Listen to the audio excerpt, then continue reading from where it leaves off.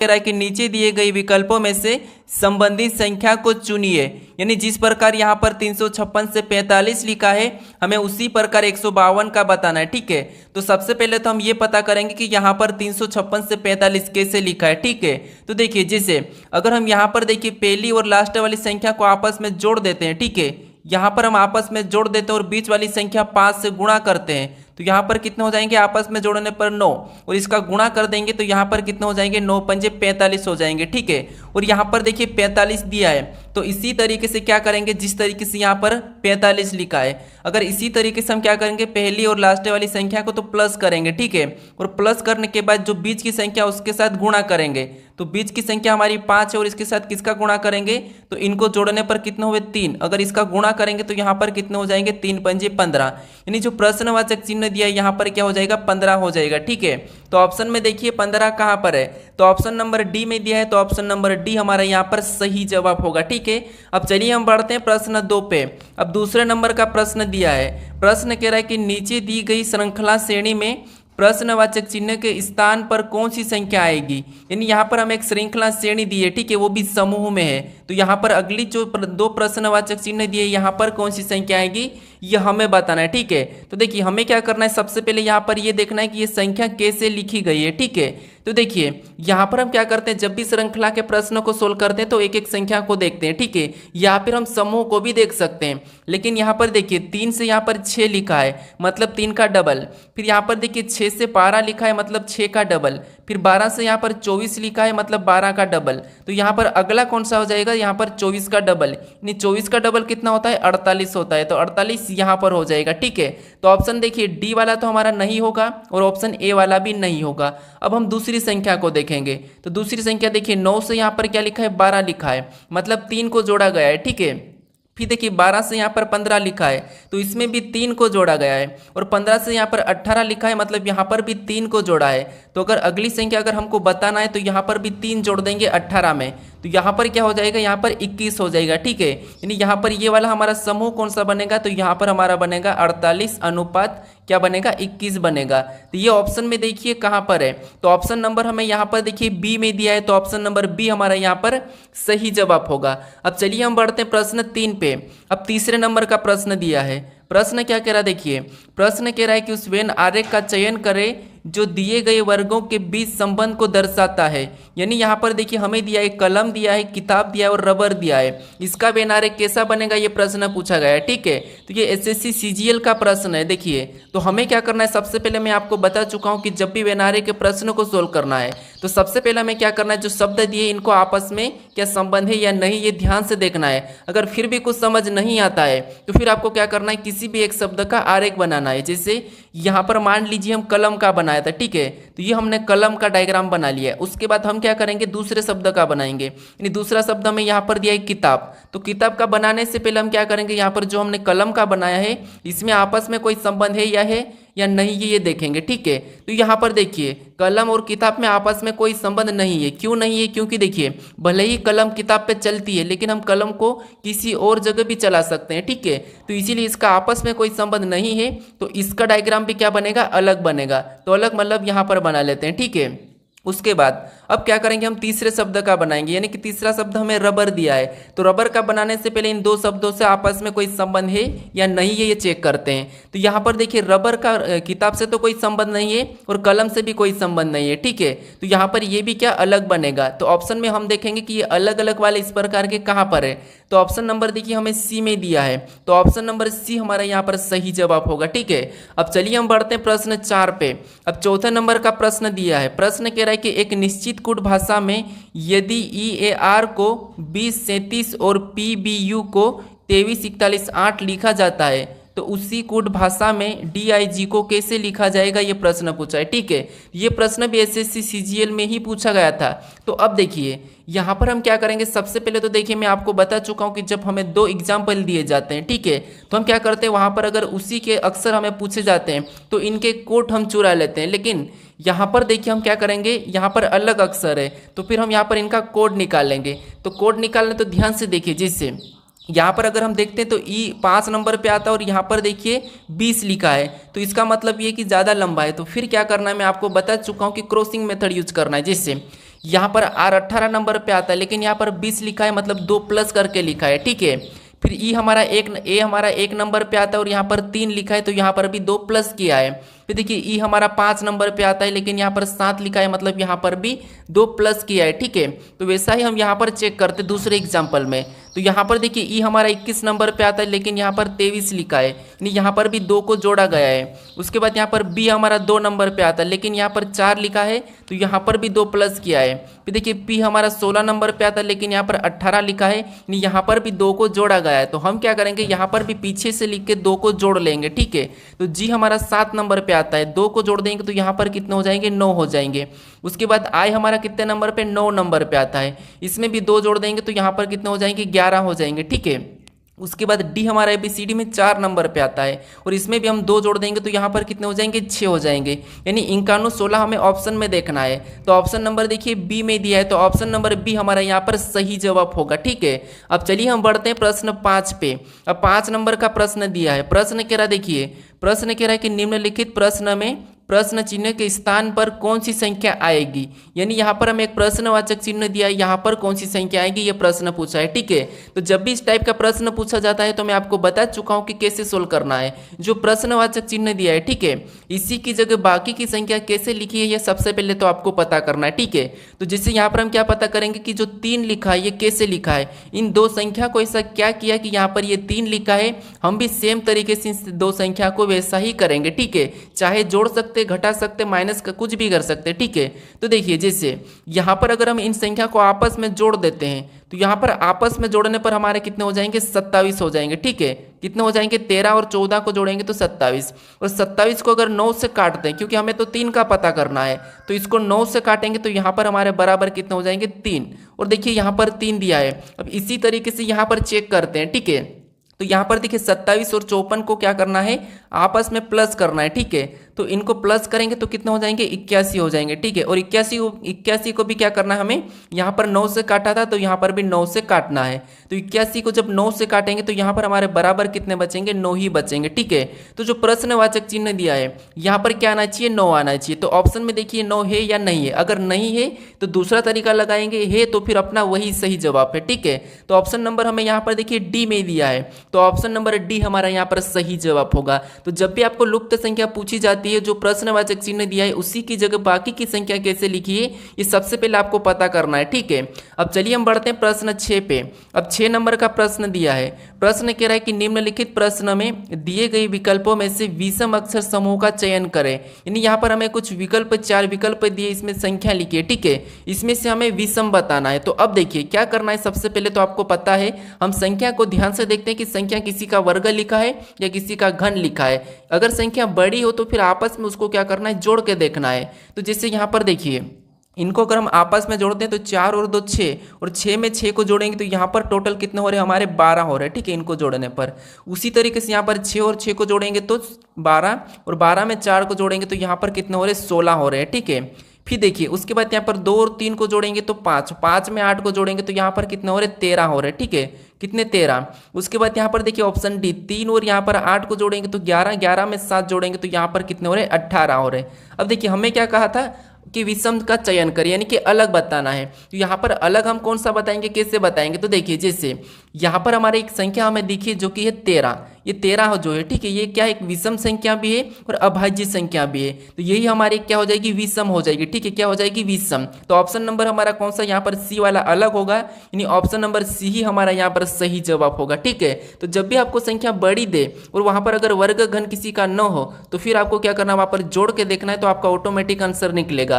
अब चलिए हम बढ़ते हैं प्रश्न 7 पे। अब 7 नंबर का प्रश्न दिया है। प्रश्न कह रहा है कि नीचे दी गई अक्षर श्रृंखला श्रेणी में रिक्त स्थान को पूर्ण कीजिए।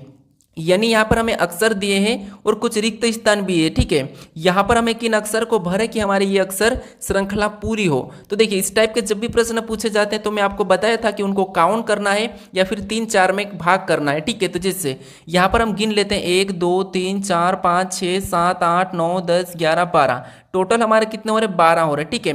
मतलब हम 3 में भी काट सकते, 4 में भी काट सकते। अब देखिए एक बार हम क्या करते हैं, 4 4 में इसको अलग करके देख लेते हैं, ठीक है। अगर जोड़ा बनता है तो फिर सही हो जाएगा। तो ये हमने 4 4 में अलग किया।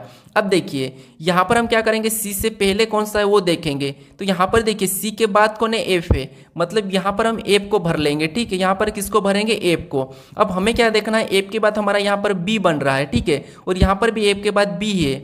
लेकिन अब यहाँ पर देखिए बी से यहाँ पर सी से पहले हमें बताना है, तो यहाँ पर देखिए जो डी दिया है। ठीक है, यहाँ पर एफ से पहले क्या हो जाएगा, तो यहाँ पर आप कहोगे एफ से पहले यहाँ पर क्या हो जाएगा, सी हो जाएगा। अब जो हमने जो जोड़ा बनाया, ठीक है, यहाँ पर कौन सा जोड़ा बना है, तो यहाँ पर बी डी सी एफ, तो यहाँ पर भी कौन सा बनेगा, बी डी सी एफ का ही बनेगा। ठीक है, और यहाँ पर भी बी डी सी एफ का ही बनेगा। तो ये देखिए अब जोड़ा हमारा कौन सा बना है, बी डी सी एफ, यहाँ पर भी बी डी सी एफ, यहाँ पर भी बी डी सी एफ। अब हमने कौन कौन से अक्षर को भरे वो देखेंगे। तो सबसे पहले तो हमने बी को भरा, फिर हमने डी को भरा, फिर वापस हमने डी को भरा, फिर हमने एफ को भरा, फिर हमने सी को भरा। तो ऑप्शन में देखिए ये वाला कहाँ पर है, तो ऑप्शन नंबर हमारा यहाँ पर देखिए ए में दिया है। ठीक है, तो ऑप्शन नंबर ए हमारा यहाँ पर सही जवाब होगा। अब चलिए हम बढ़ते हैं प्रश्न 8 पे। 8 नंबर का प्रश्न दिया है। प्रश्न क्या कह रहा है, देखिए प्रश्न कह रहा है कि नीचे दिए गए विकल्पों में से संबंधित अक्षर को चुनिए। यानी दोस्तों यहाँ पर देखिए एनोलॉजी का ही प्रश्न है। एनोलॉजी में नंबर एनोलॉजी भी पूछी जाती है, जो कि मैंने पहले नंबर प्रश्न में बताया हूँ। ठीक है, आपको अक्सर एनोलॉजी भी दी जाती है। ठीक है, तो इसीलिए मैं दोनों प्रकार के प्रश्न दिया, वो शब्द एनोलॉजी भी दी जाती है। ठीक है, तो यहाँ पर देखिए हम यहाँ पर ये पता करेंगे कि यहाँ पर जो अक्षर दिए इसी का यहाँ पर ये इनको कैसे लिखा है, सेम उसी तरीके से हम यहाँ पर बताएंगे, ये आपको पता है। ठीक है, तो यहाँ पर देखिए जो अक्षर यहाँ पर दिए हैं, अगर सेम अक्षर यहाँ पर रिपीट हो तो फिर आपको क्या करना है, यहाँ पर क्रॉसिंग मेथड यूज करना है। जैसे यहाँ पर देखिए यहाँ पर क्या किया है, तो यहाँ पर ई और ए ये बीच के, ठीक है, इनको तो यहाँ पर बीच में वैसा ही लिखा है, बस इनको क्या किया है, आपस में बदल दिया है। ठीक है, तो हम क्या करेंगे, सेम तरीके से जो यू और जे है, ठीक है, इसको तो हम क्या करेंगे, यहाँ पर वैसा ही लिख लेंगे। ठीक है, यहाँ पर वैसा ही लिखेंगे, बस हमें इनको आपस में बदलना है। तो यू जो पहले हो जाएगा और जो जे आगे ये पीछे हो जाएगा। अब हमारा यहाँ पर कैसा जोड़ा बना है समूह, तो यहाँ पर यू यू जे जे। तो ऑप्शन में देखिए यू यू जे जे कहाँ पर है, तो ऑप्शन नंबर हमें यहाँ पर देखिए डी में दिया है, तो ऑप्शन नंबर डी हमारा यहाँ पर सही जवाब हो जाएगा। ठीक है, अब चलिए हम बढ़ते हैं प्रश्न 9 पे। अब 9वें नंबर का प्रश्न दिया है। प्रश्न कह रहा है, देखिए प्रश्न कह रहा है कि ई एफ का भाई है, डी ई की पत्नी है, जी एच का पिता है, एफ जी की बहन है, ई जी से कैसे संबंधित है ये बताना है। ठीक है, तो ये हमारा ब्लड रिलेशन का प्रश्न है। या ब्लड रिलेशन के प्रश्न को तो सोल्व करते आपको आता ही होगा, अगर नहीं आता तो थोड़ा सा समझिए। आपको पता है ये आप स्वयं हो। ठीक है, अगर आपसे कोई बड़ा हो, अगर आपका पिता कहा तो आप उसे ऊपर लिखोगे। अब ऊपर क्यों लिखोगे, क्योंकि वो आपका पिता और आपसे बड़ा है, जो अपने से बड़ा उसे ऊपर लिखना है, अगर आपका पुत्र हो तो आपसे छोटा उसे नीचे लिखना है। ठीक है, ये तरीका है। अब देखिए प्रश्न कह रहा है कि ई एफ का भाई है। अब भाई तो अपने पास ही रहे, तो यहाँ पर क्या है, ई एफ का भाई है, तो जो ई है, ठीक है, ये ई क्या है, तो ये ई क्या है, एफ का भाई है, तो एफ इसी के पास आ जाएगा, और भाई है तो हम इसको प्लस चिन्ह लगा दे। तो आप समझने के लिए कुछ भी लगा सकते हैं कि पुरुष है कि महिला है। ठीक है, तो ये क्या है, ई एफ का भाई है। उसके बाद आगे कह रहा है कि डी ई की पत्नी है।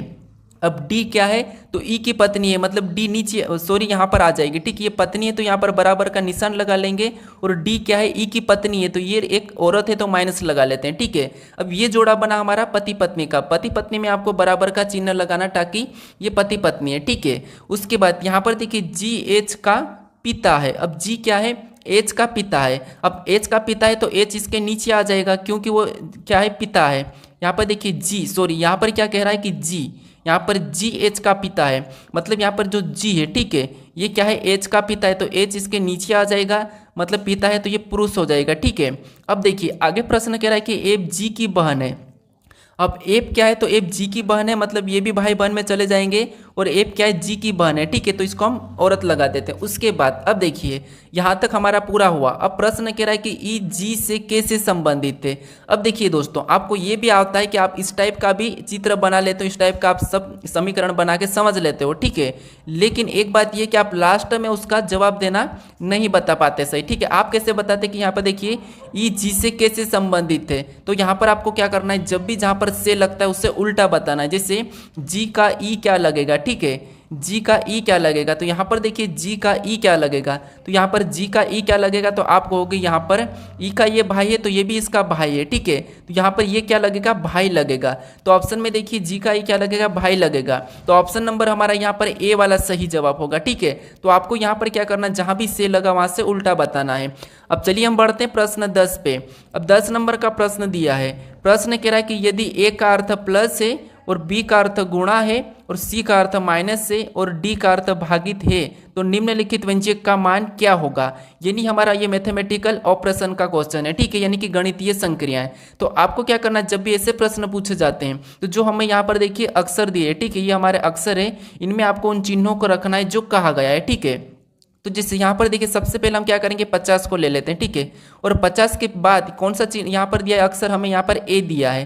और यहाँ पर देखिए ए का अर्थ क्या कहा, प्लस कहा, तो यहाँ पर हम क्या करेंगे, प्लस का चिन्ह लगा लेंगे। उसके बाद हम अगली संख्या क्या लिखेंगे, 86 को वैसा ही लिख लेंगे, ठीक है। फिर देखिए यहाँ पर हमें अगला और क्या मिला, सी मिला। और यहाँ पर देखिए सी का अर्थ क्या कहा, माइनस कहा, तो हम यहाँ पर माइनस लगाएंगे और अगली संख्या 40 को वैसा ही लिख लेंगे, ठीक है। फिर देखिए फिर आपस में और संख्या हमें मिली, यहाँ पर क्या दिया है, अक्षर दिया है डी, और डी का अर्थ यहाँ पर कहा है भागित, तो यहाँ पर हम क्या करेंगे, भागित का चिन्ह लगा लेंगे और अगली संख्या लिखेंगे 10 को, ठीक है, वैसा ही।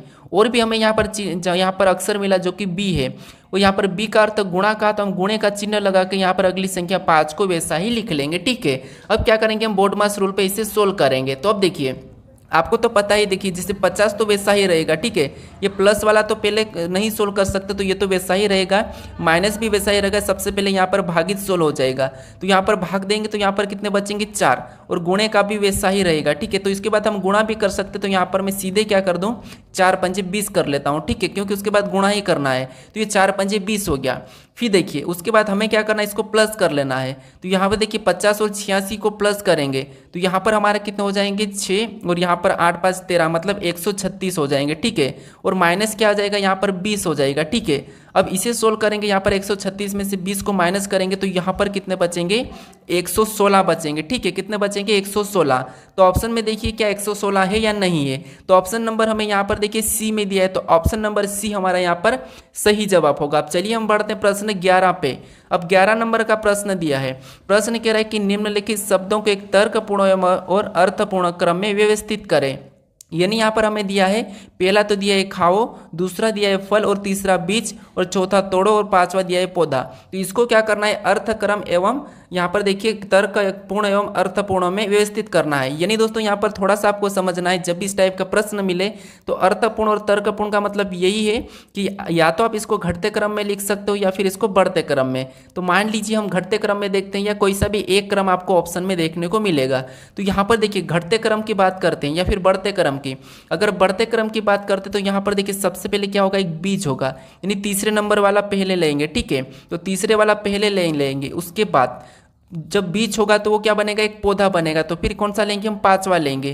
फिर 5 के बाद पौधे के बाद क्या होगा, तो पौधे के बाद होगा फल, तो हम दूसरे नंबर वाले को लेंगे, ठीक है। और फल के बाद क्या होगा, तोड़ना, तो हम चौथे नंबर वाले को लेंगे। और तोड़ने के बाद क्या होता है, खाना, तो हम क्या करेंगे, लास्ट में पहले नंबर वाले को लेंगे, ठीक है। तो ऑप्शन में देखिए यहाँ पर 35 24 1 कहाँ पर लिखा है, तो ऑप्शन नंबर हमें यहाँ पर देखिए कहाँ पर दिया है, ए में दिया है, ठीक है। तो ऑप्शन नंबर ए हमारा यहाँ पर सही जवाब होगा। अगर इसी को हम घटते क्रम में लिखते हैं तो फिर सबसे पहले एक नंबर आता है, ठीक है। लेकिन ऑप्शन में देखिए एक नंबर कहीं भी नहीं है, ठीक है। तो इसीलिए यहाँ पर तो बढ़ते क्रम में ही लिखा है, ठीक है। तो ऑप्शन हमारा ए वाला सही होगा। अगर कभी कभी आप सोचते हो कि अगर आप इसको बढ़ते क्रम में लिख लेते हो और ऑप्शन में नहीं मिलता, तो फिर आप क्या करते हो कि प्रश्न तो गलत आया है, एग्जाम ने प्रश्नों को गलत दिया था, लेकिन नहीं, आपको इसको घटते क्रम में भी देखना है, ठीक है। अब चलिए हम बढ़ते हैं प्रश्न 12 पे। अब 12 नंबर का प्रश्न दिया है। प्रश्न कह रहा है कि एक डिजिटल घड़ी में 7:40 का दर्पण प्रतिबिंब क्या होगा।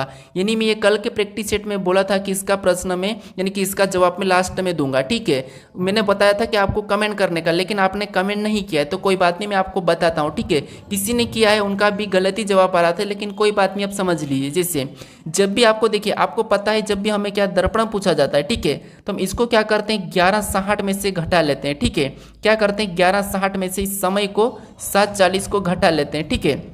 तो इसको 740 को 1160 में से घटाएंगे तो यहाँ पर 11/7 में से, तो यहाँ पर 4 बचेगा और इधर हमारा कितना बचेगा 20 बचेगा, ठीक है। ये माइनस करेंगे यानी कि 4/20 आ रहा, तो ये समय हमारा सही हो जाता है, ठीक है, जब भी किसी घड़ी में दर्पण प्रतिबिंब पूछा जाता है तो। लेकिन यहाँ पर थोड़ा सा प्रश्न को समझना है आपको, ठीक है। प्रश्न ये कह रहा था कि यहाँ पर डिजिटल घड़ी में, क्या कह रहा था, डिजिटल घड़ी में कहा था, ठीक है। तो डिजिटल घड़ी में कोई सुई नहीं होती है, ठीक है, तो इसलिए यहाँ पर कि दर्पण प्रतिबिंबी नहीं बनेगा, यानी कि ज्ञात नहीं किया जा सकता, क्योंकि डिजिटल घड़ी में कोई सुई नहीं होती है तो वहां पर दर्पण बिंब का कोई ज्ञात नहीं किया जा सकता। इसीलिए जो ऑप्शन आपने बी वाला लगा रहे थे, ठीक है, ये तो गलत हो जाएगा क्योंकि यहाँ पर डिजिटल घड़ी कहा था, तो इसीलिए इसका सही जवाब होगा यहाँ पर ज्ञात नहीं किया जाता, ठीक है, ज्ञात नहीं किया जा सकता। तो इस टाइप के भी प्रश्न पूछे जाते हैं। अब चलिए हम बढ़ते प्रश्न 13 पे। अब 13 नंबर का प्रश्न दिया है। प्रश्न कह रहा है कि यदि एप्पल बराबर 521 और मोबाइल बराबर 612 लिखा है तो यहाँ पर एक्सप्लेन बराबर क्वेश्चन मार्क देके हमसे पूछा है, ठीक है। तो देखिए सबसे पहला हमें क्या करना है, यहाँ पर पता करना है कि एप्पल बराबर 521 कैसे लिखा है और मोबाइल बराबर 612 कैसे लिखा है, सेम तरीके से एक्सप्लेन का बताना है, ठीक है। तो देखिए जैसे हम क्या करेंगे यहाँ पर सबसे पहले, तो देखिए ध्यान से देखते हैं, यहाँ पर अगर इन अक्षर का हम क्या करते हैं अंकों में लिखते हैं, फिर भी 521 तो ज़्यादा बड़ी संख्या है, तो फिर आपको क्या करना है यहाँ पर गिनना है, जैसे 1 2 3 4 5, इनको सभी को गिनने पर हमारे कितने हो रहे हैं, तो इन जो लेटर कितने 5 है, ठीक है। यहाँ पर कितने 5 है, तो ये हमने 5 लिखा। अब यहाँ पर क्या लिखा है, तो 521 लिखा है। अगर हम 5 को 521 कैसे बनाए, तो यहाँ अगर 5 का घन करते हैं तो 5 का घन कितना होता है 125 होता है, ठीक है। और इसको अगर हम पीछे से लिखते हैं यानी कि यहाँ पर क्रॉसिंग मेथड, ठीक है, तो यहाँ पर देखिए 5, फिर यहाँ पर 2, उसके बाद यहाँ पर देखिए 1, यानी हमारे यहाँ पर देखिए 521 बन चुका है, ठीक है। और यहाँ पर देखिए 521 लिखा है। अगर यही तरीके से अगर यहाँ पर मोबाइल का लिखा हो तो हम सेम तरीके से इसका बता देंगे, ठीक है। तो मोबाइल का चेक करते हैं। अब यहाँ पर देखिए 1 2 3 4 5 6, यहाँ पर टोटल कितने 6 लेटर है, ठीक है। और 6 का क्या करना है घन करना है, तो 6 का घन कितना होता है 216 होता है, ठीक है। और इसको भी हमें क्रॉसिंग मेथड में लिखना है 6, उसके बाद 1, फिर उसके बाद 2, तो यहाँ पर देखिए ये भी 612 बन चुका है और यहाँ पर 612 दिया है, ठीक है। तो इसका मतलब ये है कि हमें क्या करना है अक्षर को काउंट करना है और उसका घन करके उसको उल्टा लिखना है। जैसे यहाँ पर काउंट करते हैं 1 2 3 4 5 6 7 8, यहाँ पर टोटल हमारे कितने 8 है। अब हमें क्या करना है 8 का तो घन करना है, ठीक है। अब 8 का घन कितना होता है आपको पता होना चाहिए, कितना होता है 512 होता है, ठीक है। और इसको क्या करना है उल्टा लिखना है, तो 2 को आगे लिखेंगे तो ये 2 हो जाएगा, फिर 1 को तो वैसा ही लिखेंगे तो 1 वैसे यही रहेगा और 5 को पीछे लिखेंगे, तो यहाँ पर हमारा क्या हुआ, यहाँ पर देखिए 215। तो ऑप्शन में देखिए 215 कहाँ पर है, तो ऑप्शन नंबर हमें यहाँ पर बी में दिया है, तो ऑप्शन नंबर बी हमारा यहाँ पर सही जवाब होगा, ठीक है। तो यहाँ पर आपको सबसे पहले तो यही पता करना है कि जिस तरीके से यहाँ पर लिखा था वो यहाँ पर लिखा था उसी तरीके से इसका बताना है, ठीक है। अब चलिए हम बढ़ते हैं प्रश्न 14 पे। अब 14 नंबर का प्रश्न दिया है। प्रश्न कह रहा है कि एक पंक्ति में रवि बाएं छोर से 19वां है, यदि रोहन बाएं से 8वां है तब उनके बीच में कुल कितने व्यक्ति है। यानी दोस्तों यहाँ पर देखिए, यहाँ पर ये कहा है कि 2 लड़के हैं, ठीक है, और उन एक लड़का जैसे रवि बाएं से 19वां है और रोहन भी बाएं से 8वां, यानी कि दोनों तरफ से बाएं बाएं का ही है, ठीक है, इनका स्थान। और पूछा है कि इनके बीच में कितने व्यक्ति है। तो यहाँ पर एक तो तरीका ये है कि आपको क्या करना है, जो 19 दिया है, ठीक है, इसमें इसका बाएं वाला स्थान 8वां है, इसको घटा लेते हैं, ठीक है। तो यहाँ पर 19 में से 8 को हम क्या करते हैं घटा लेते हैं, तो यहाँ पर हमारे कितने बचते हैं 11, और 11 में से 1 को और घटाना तब जाके आपका क्या होगा यहाँ पर आंसर आ जाएगा, ठीक है, यानी कि 10 व्यक्ति। लेकिन आप एक तरीके से और भी सोल्व करते हैं, जैसे यहाँ पर देखिए 8 है, ठीक है, और इधर एक तरफ 19 है। हमें क्या करना है यहाँ पर बीच के बताना है, ठीक है। तो हम क्या करते हैं 9 से गिनते हैं, यानी कि 9 10 11 12 13 14 15 16 17 18, ये 18 हमारे 20 तक हो जाएंगे, ठीक है। क्या होंगे एक बार और समझिए, जैसे यहाँ पर हमें बीच के बताना, तो 9 से गिनेंगे तो 9 से 9 10 11 12 13 14 15 16 17 18, ये बीच के है, ठीक है। तो इनको गिनेंगे तो 1 2 3 4 5 6 7 8 9 10, यानी कि बीच के कितने 10 है। यहाँ पर भी हमारा 10 आया था और यहाँ पर भी 10 है, यानी यहाँ पर आंसर हमारा क्या होगा 10 होगा, ठीक है। तो ऑप्शन नंबर बी हमारा यहाँ पर सही होगा। तो आपको क्या करना है, जब भी घटाना है तो छोड़ देखना है कि यहाँ पर भी बाएं दिया है और यहाँ पर भी बाएं दिया है, तो फिर आपको क्या करना है यहाँ पर भी घटा लेना और फिर एक को और घटाना है, ठीक है। अब चलिए हम बढ़ते हैं प्रश्न 15 पे। अब 15 नंबर का प्रश्न दिया है। प्रश्न कह रहा है कि नीचे दिए घन आकृति से कौन सा विकल्प दिखाई देगा।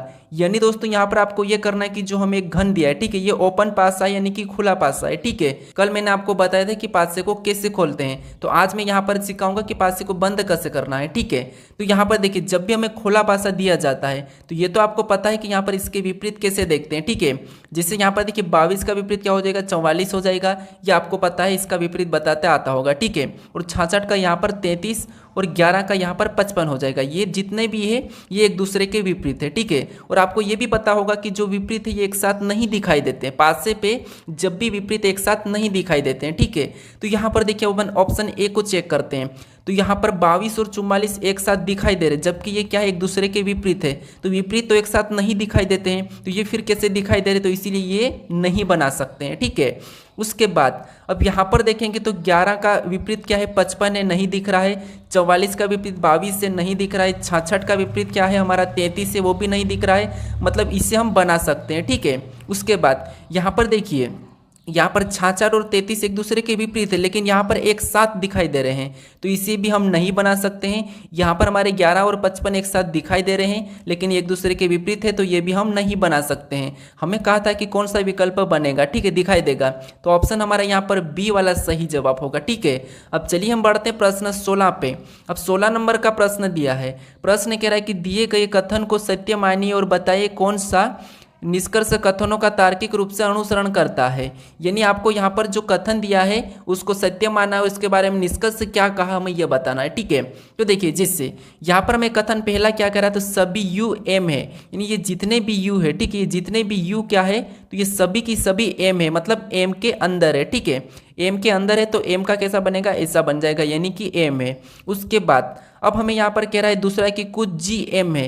अब कुछ जी एम है, ठीक है, तो यहाँ पर हमें कहा कि कुछ जी एम है, तो जी मतलब यहाँ पर कुछ वाला ऐसा बन जाएगा, एम से बनेगा, ठीक है। तो ये कुछ जी क्या है, एम है। अब देखिए इसके बारे में निष्कर्ष क्या कह रहा है हमें ये देखना है। तो पहला निष्कर्ष कह रहा है कि कुछ जी एम है, ठीक है। अगर ये गलत कहा तो उसका गलत मानना है, सही कहा तो सही। अब देखिए कुछ जी यू है, यहाँ पर क्या कहा है कि कुछ जी यू है, तो यहाँ पर जी और यहाँ पर तो हमें कुछ नहीं दिख रहा है, तो इसीलिए ये तो गलत है, ठीक है। उसके बाद अब देखिए यहाँ पर कुछ जी एम है, यहाँ पर देखिए कुछ जी एम है, मतलब ये तो हमें दिख रहा है कि कुछ जी क्या है, एम है, मतलब ये दूसरा वाला क्या कह रहा है, सही कह रहा है, ठीक है। क्योंकि पहला वाला कह रहा है कि कुछ जी यू है, तो यहाँ पर जी और यू का कोई संबंध नहीं दिख रहा है, तो हमें यहाँ पर कुछ वाला कैसे लेंगे। लेकिन दूसरा कह रहा है कि कुछ जी एम है, तो यहाँ पर देखिए कुछ जी एम है, मतलब ये हमें दिख रहा है, ठीक है। तो ये वाला सही कह रहा है, मतलब यहाँ पर देखिए केवल हमारा निष्कर्ष दूसरा अनुसरण करता है, ठीक है। तो ऑप्शन नंबर हमारा यहाँ पर बी वाला क्या होगा, सही जवाब होगा। ये सिलीजम का प्रश्न है। अब चलिए हम बढ़ते हैं प्रश्न 17 पे। अब 17 नंबर का प्रश्न दिया है। प्रश्न कह रहा है कि यहाँ पर देखिए नीचे दी गई आकृति में कितने वर्गों की संख्या है। यानी दोस्तों यहाँ पर आपको वर्गों की संख्या बताना है।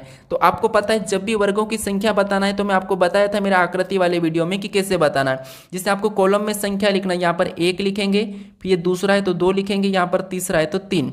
सेम उसी तरीके से देखिए एक बार और बताता हूँ। यहाँ पर क्या करना है, 1 को लिखना है, फिर आपको यहाँ पर 2 लिखना है, फिर यहाँ पर आपको 3 कॉलम है, तो फिर वैसे ही ऊपर लिखना है, जैसे 1, फिर यहाँ पर 2, फिर यहाँ पर 3, फिर यहाँ पर 4, फिर यहाँ पर 5, फिर 6, फिर यहाँ पर 7। हमारे इधर 7 कॉलम है। अब मैं आपको ये भी बताया था कि आपको क्या करना है, ऐसा लिखने के बाद फिर आपको क्या करना है, लास्ट से लास्ट वाले के साथ गुणा करना है, ठीक है। तो जैसे इसका और इसके साथ गुणा करेंगे तो देखिए 7 गुणे क्या करेंगे हम 3 कर लेंगे, ठीक है। उसके बाद फिर हम क्या करेंगे, यहाँ पर 6 और 2 का भी आपस में गुणा कर लेंगे, ठीक है। क्या करना है, लास्ट से लास्ट वाली का ही गुणा करना है। फिर हम क्या करेंगे, 5 और 1 का गुणा करेंगे, तो 5 गुणे यहाँ पर 1 लिखेंगे, ठीक है।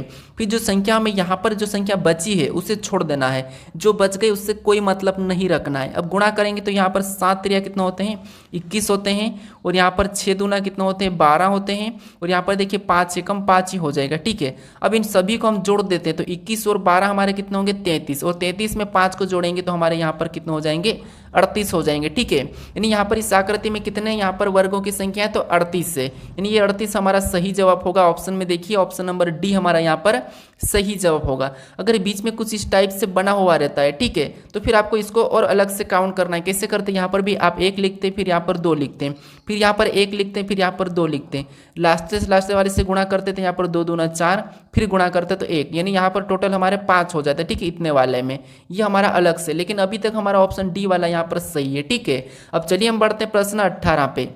अब 18 नंबर का प्रश्न दिया है। प्रश्न कह रहा है कि दिए गई विकल्पों में से ए बी रेखा का दर्पण प्रतिबिंब का चयन करें। यानी दोस्तों यहाँ पर देखिए ए बी रेखा दी है, ठीक है, तो इसका इधर दर्पण प्रतिबिंब कैसा बना है इन अक्षरों का, ये हमें बताना है। तो जब भी आपको दर्पण प्रतिबिंब पूछा जाता है और अक्षर दिए जाते हैं तो फिर आपको मैं बताया था कि आपको क्या करना है, वहाँ पर गलती पता करना है। तो सबसे पहले तो आपको पता है डी का बनेगा यहाँ पर दर्पण प्रतिबिंब, यानी कि डी इधर उल्टा हो जाएगा, ठीक है। तो यहाँ पर ऑप्शन में देखिए इसमें तो के बन रहा है, मतलब नहीं होगा। यहाँ पर के बन रहा है, ये भी नहीं होगा। ऑप्शन हमारे यहाँ पर दो बच्चे हैं, सी और बी। अब देखिए उसके बाद यहाँ पर एस का बनेगा, तो एस का बनेगा तो इस यहाँ पर आके उल्टा बन जाएगा ऐसा। तो ऐसा समय यहाँ पर तो सीधा ही दिया है, तो ये भी सीधा ही दिया है, तो ये तो गलत हो जाएगा। यहाँ पर देखिए उल्टा दिया है, ठीक है, मतलब हमारा ऑप्शन भी अभी एक ही बच्चा है, तो यही वाला हमारा यहाँ पर सही जवाब होगा। हमें पूरा चेक करने की भी कोई ज़रूरत नहीं है, ठीक है। अब चलिए हम बढ़ते हैं प्रश्न 19 पे। अब 19 नंबर का प्रश्न दिया है। प्रश्न कह रहा है कि उस विकल्प का चयन करें जो दी गई श्रृंखला में प्रश्नवाचक चिन्ह के स्थान पर आएगी। यानी यहाँ पर हमें जो प्रश्नवाचक चिन्ह दिया है यहाँ पर कौन सा विकल्प आएगा ये हमें बताना है, ठीक है। तो ये हमारी एक श्रृंखला है। तो अब देखिए जब भी आपको ऐसे कचरे वाली श्रृंखला चले तो फिर हम आपको क्या करना है, सबसे पहले एक एक को देखना है। जैसे यहाँ पर जो निशान है सबसे पहले इधर गया, फिर अगली आकृति में नीचे झुका, फिर और अगली आकृति में इस साइड मुड़ा, तो अगली आकृति में आपको पता है ऊपर की ओर मुड़ जाएगा, ठीक है। तो ऑप्शन में ऊपर मुड़ा हुआ देख लीजिए, तो ऑप्शन ए में नहीं है, ऑप्शन सी में नहीं है, तो दो ऑप्शन हमारे ऐसे ही हट चुके हैं, ठीक है। उसके बाद आपको क्या करना है, किसी एक को और देखना है। तो किसी एक को किसको देखेंगे, तो देखिए मान लीजिए यहाँ पर जेड को देखते हैं, ठीक है। तो जेड के बाद यहाँ पर वाई लिखा है, मतलब जो जेड से पहले भी सी डी में अक्सर आता है उससे लिखा है, ठीक है।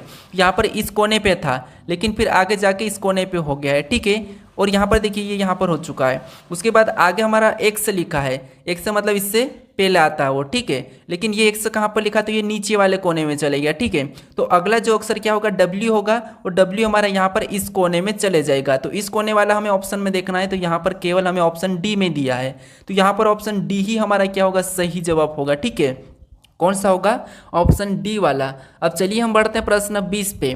अब 20 नंबर का प्रश्न दिया है। प्रश्न क्या कह रहा है, देखिए प्रश्न कह रहा है कि वह विकल्प का चयन करें जो प्रस्तुत चित्र में अंतर्निहित है, घुमाने की अनुमति नहीं है। अब ये तो आपको पता है गर्मी की मौसम है, ठीक है। तो यहाँ पर जो आकृति दी है तो किसकी आकृति है, आपको पता है कुल्फी की है, ठीक है। और इस आकृति जो बनी है, ठीक है, इस आकृति में कौन सा भाग ऐसा है जो यहाँ पर विकल्प में दिया है, ठीक है। वैसा की वैसा आपको विकल्प में चेक करना है। क्या करना है, जो यहाँ पर जो आकृति बनी इसमें से कौन सा एक भाग है जो विकल्प में है, ये आपको बताना है, ठीक है। लेकिन घुमाने की अनुमति नहीं है। तो ये मुझे कमेंट करके बताइएगा। हर बार की तरह मैं आपको पूछता हूँ कि 20 नंबर प्रश्न का मुझे सही जवाब दीजिए, ठीक है। तो यहाँ पर आप इसका सही जवाब मुझे बताइए। अगर आप इस चैनल को अभी तक सब्सक्राइब नहीं करे हो तो इस यहाँ पर इस लोगो पर क्लिक करके चैनल को जरूर सब्सक्राइब कर लीजिए।